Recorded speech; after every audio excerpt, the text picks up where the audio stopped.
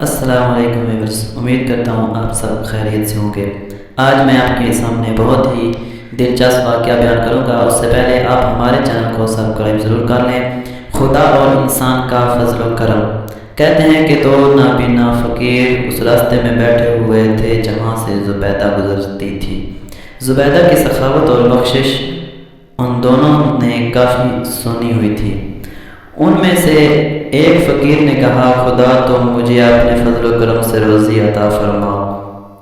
دوسرے نے کہا، خدایا مجھے ام جعفر زبیدہ کے فضل و کرم سے روزی عطا فرما۔ زبیدہ ان فقیروں کی دعا سے باخبر ہوئی اور روزانہ 2 درہم پہلے والے کے لیے اور دوسرے فقیر کے لیے 1 مرغ اور اس کے شکم میں 10 دینار سونے کے رکھ کر بھیجتی تھی۔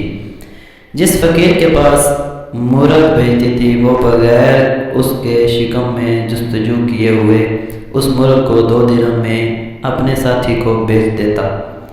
10 دن تک اسی طرح ہوتا رہا۔ ایک دن زبیدہ نے اس فقیر کو اپنے پاس بلایا جو اس کے فیض و کرم کا طالب تھا۔ جب فقیر زبیدہ کے پاس آیا تو کہا، کیا ہمارے فضل و کرم نے تم کو غنی بنا دیا یا نہیں؟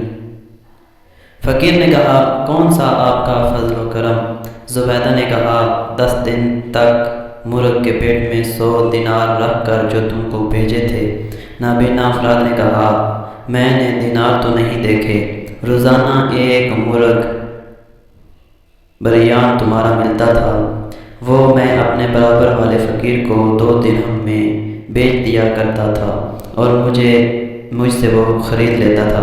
زبیدہ نے کہا، بے شک یہ فقیر میرے فضل و کرم پر اعتماد کرتا تھا، خدا نے اس کو محروم کر دیا، اور وہ دوسرا خدا کے فضل و کرم پر یقین رکھتا تھا، خدا نے اس کو اس کی ضرورت سے زیادہ عطا کیا اور اس کو بے نیاز بنا دیا۔